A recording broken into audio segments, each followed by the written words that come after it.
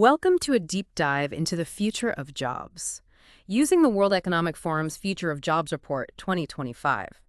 As our guide through this crazy, rapidly changing landscape, I'm so excited to see what this report has in store for us. It uses data from over 1,000 global employers, representing 14 million workers. Pretty massive, right? Yeah, it's a goldmine of information for sure, especially with everyone wondering what the future of work will look like. This report gives us some much-needed answers. Okay, so let's fast forward to 2030. What does the world of work actually look like then? The report points to some really big trends that are going to completely reshape the job market globally. Some of them, honestly, are a little scary. What really stood out to you as the most significant factor? It's the way everything's connected.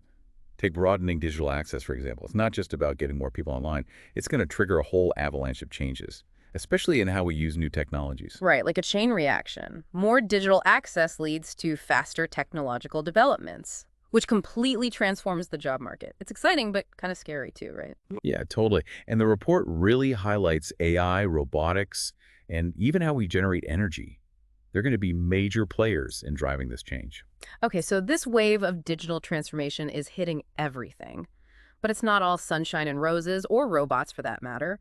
The report doesn't shy away from the tough stuff either, right? Absolutely not. Rising cost of living, even with predictions of lower global inflation, that's a huge worry for employers all over the world. And then there's climate change, the big elephant in the room. It's not just an environmental crisis, it's an economic one too. How does the report see climate change specifically impacting jobs? Well, on the one hand, it's going to create a ton of growth in green jobs and skills. Think renewable energy engineers, sustainability experts, and even jobs we haven't even thought of yet.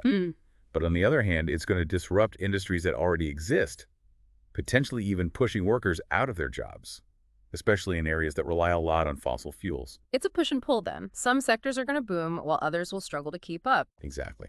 And on top of that, we have these huge shifts in demographics happening worldwide.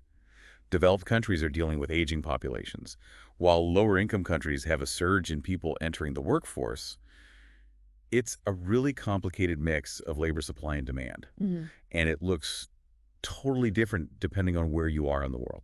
So each region is facing its own set of unique workforce challenges. Yeah, and just to add to the complexity, we've got geopolitical tensions and economic fragmentation in the mix too. These things are forcing businesses to constantly adapt. Yeah. Which then impacts the skills and jobs that are most in demand. It's this global puzzle where all the pieces are connected. So it sounds like it's a mixed bag. Amazing opportunities, but also some serious challenges coming up. For someone trying to make sense of all this and figure out how to navigate this future job market, what's the bottom line? Well, even with all this disruption, the report actually predicts a net increase of 78 million jobs globally by 2030. That's right. An increase. Okay, that's a little bit of good news. But I'm guessing not all jobs are created equal. What about the jobs that are going to disappear or fade away? Yeah, you're right to think about that. The report says clerical and administrative positions will be hit the hardest, like cashiers, ticket clerks, those kinds of jobs. Automation is going to take over. Not a huge surprise there. Easy to see software or robots doing a lot of those tasks. But if there will be more jobs overall, why should people be worried? Because even though there will be more jobs, there's going to be a ton of churn as certain roles just become obsolete. People need to be flexible and willing to learn new skills. That's the only way to stay relevant. It's not enough to just find a job and coast. This report is really shouting that continuous learning is absolutely key. 100%. It's about getting ahead of the curve and preparing for the skills that will be in demand, even if those skills don't even exist yet. That brings us to skills. And I think this is where a lot of people start to freak out a little. Are we all going to have to learn how to code to survive? Well, tech skills are definitely hot right now. But it's not just about coding. The report says those core human skills are still super valuable. Things like analytical thinking, resilience, flexibility, and being able to adapt quickly. So those soft skills are still in demand. That's good news for those of us who aren't tech wizards. But what about the specific tech skills that are trending up? What should people be focusing on? AI and big data are right at the top, followed closely by cybersecurity and being able to navigate complex digital networks. But here's the interesting part. The report also shows a growing demand for creativity, curiosity, and a lifelong learning mindset. So it's this balance of technical and human skills. We can't just be robots. We need to bring that human ingenuity to the table. Exactly. And that leads us to the big question everyone's asking. Automation versus augmentation. Are robots stealing our jobs? Or is there a way for humans and technology to work together? The million-dollar question. What does the report say about the future of humans in the workplace? Well, the report paints a more nuanced picture. It's not just the robots are taking over story. Automation is definitely happening, and it's moving fast. But it's actually shifting toward augmentation. Humans and technology are going to be working together, not fighting each other. Humans and robots, not versus. How is that going to work in practice? I think a lot of people have a hard time picturing that. Think of it like this. By 2030, a third of all work tasks will be done through this human-machine partnership. Machines handle the repetitive, data-heavy stuff, and humans focus on critical thinking, creativity, and emotional intelligence. So that begs the question, how can our listeners best prepare to leverage technology in their own fields? What can they do now to be ready for that future? It's definitely something to think about. And we can't forget about generative AI. It's changing everything so quickly. Yeah. What does the report say about its impact on jobs? The question everyone's asking, is AI friend or foe? Is it going to make us all obsolete? Actually, the report is more optimistic than you might think. It suggests that generative AI can actually enhance human skills and performance, not just replace jobs altogether. So we should be figuring out how to use AI to our advantage, learning how to work with it. Exactly. The report even mentions research from Indeed. They found that Gen AI is really bad at replacing skills that require physical actions, things that need nuanced judgment or hands-on application. So if your job requires a human touch, you're probably in a good spot. But even with this positive outlook, I'm guessing a lot of people still need to brush up on their skills to stay competitive in this job market that's changing so fast. You're 100% right, and that's why this report's emphasis on reskilling and upskilling is so crucial. It's not optional anymore, it's essential. So how urgent is this need? The report estimates that 59 out of every 100 workers globally will need some kind of training by 2030. That's more than half the workforce. And while a lot of employers are investing in these programs, access to training isn't equal for everyone. So the message is clear. Continuous learning and skills development are non-negotiable if you want to succeed in the job market of the future. Couldn't agree more. It's about constantly evolving and adapting to the changing demands of work. Okay, so on top of technology and reskilling, the report also talks about diversity, equity, and inclusion, or DEI. What's the key takeaway for our listeners on that front? It boils down to this. Employers are realizing that DEI initiatives aren't just a box to check. They're a must-have for success. And it's not just about doing the right thing. It actually makes good business sense. Okay, but how does that actually play out? How are companies changing how they hire people to actually support DEI? One big strategy they highlight is skills-based hiring. This means focusing on what a candidate can do and their potential, not just their background or where they went to school. Interesting. Shifting to skills could really open doors for people who've been overlooked in the past.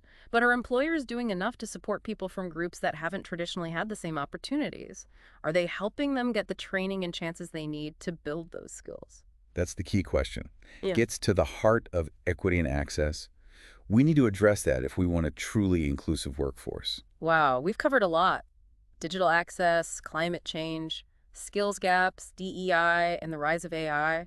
It's a lot to process. The future of work is definitely complex and constantly changing. A lot to consider. But before we get overwhelmed, let's look at the report's call to action. What's the message for our listeners? The report says navigating this transition successfully needs everyone to work together. Businesses, governments, schools, and individuals. We all need to work together to make sure the future is fair and equitable for everyone. So it's not just up to individuals to figure this out on their own. We need everyone to work together and collaborate to create a future of work that benefits everyone. Exactly. We're all in this together, and we need to support each other through these changes. And speaking of support, let's talk about public policy. What can governments do to help us navigate this rapidly changing world of work? The report dives into a few key areas where policy can really make a difference. One of the biggest things employers are asking for is more funding and access to reskilling and upskilling programs. They see it as absolutely crucial for preparing their workforce for what's coming. Makes sense. Companies can only do so much on their own, especially when the need is this widespread. But what else can governments do besides just throwing money at the problem? Education is another huge piece of the puzzle. Employers are really pushing for governments to step up and revamp public education systems so they're actually aligned with the needs of the future job market. So it's about making sure what's taught in schools is relevant to the real world, the world of 2030 and beyond, not the skills that were needed a generation ago. Yeah, it's about future-proofing education, making sure students graduate with the skills they'll need to thrive. And speaking of future-proofing, the report also highlights the need for more flexibility in labor market regulations, especially when it comes to things like remote work, immigration, and even pension schemes. Sounds like they want regulations that make it easier for companies to adapt. But what about the workers? Are there any policy recommendations focused on protecting their interests? Definitely. The report suggests a few policy interventions that could really improve things from an employee's point of view. One example is government-funded and provided caregiver programs. That's an interesting one. How would that tie into the future of work? Well, think about working parents or anyone with caregiving responsibilities. It would take some of the pressure off of trying to balance work and family. It would make it easier for them to stay in the workforce and keep contributing. It sounds like a win-win for everyone. Exactly. And here's another finding from the report that connects to this. Employers are really starting to see how important employee well-being is. It's actually become a top priority for them. They want to make sure they have enough talented people to hire. Makes sense. The pandemic really put the spotlight on mental health and work-life balance. Absolutely. People want more than just a paycheck these days. They want to work for companies that care about their well-being, companies that offer a supportive work environment. So perks like flexible work arrangements and good mental health benefits, they're becoming essential for attracting and keeping top talent. Exactly. And let's not forget about diversity, equity, and inclusion. The report is clear. DEI initiatives aren't just a nice bonus anymore. They're crucial for businesses to succeed. We touched on that earlier, but let's dig a little deeper. What are companies doing to actually walk the walk when it comes to DEI? The report highlights a few key actions.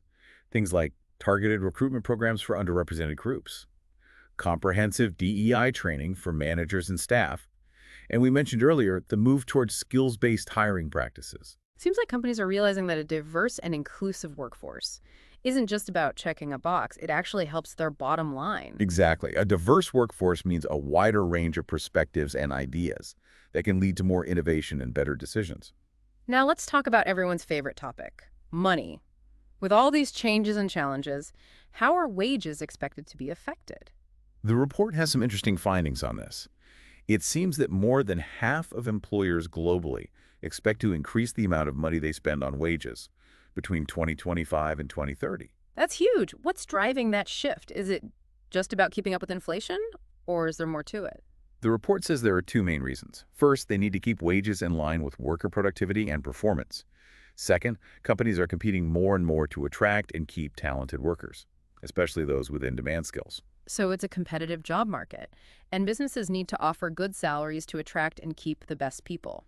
Good news for workers with the right skills. Definitely. But it's not just about overall wage increases. It's also about how those wages are structured. The report really emphasizes the growing importance of skills-based pay. People with those in-demand skills can expect to earn a premium. So investing in those skills is a good financial move. Staying ahead of the curve is more important than ever. Exactly. Now, the report also has some insights specific to different regions and industries. They're pretty interesting. Want to dive into those a bit? Absolutely. Let's start with regions. Are there any areas of the world that are facing unique challenges or opportunities when it comes to the future of work?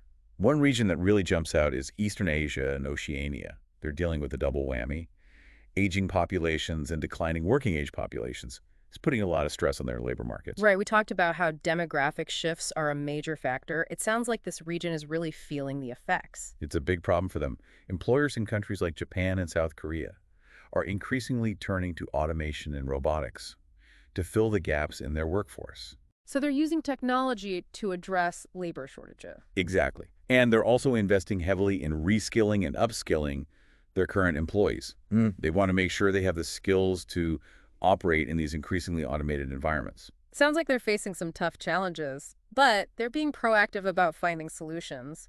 What about other regions? Any other standouts? Latin America and the Caribbean have a different set of challenges. They're struggling with skills gaps in their labor markets. And they also have issues with organizational culture and outdated regulations. So it's not just about having enough workers, it's about having workers with the right skills and a work environment that helps them succeed. Exactly.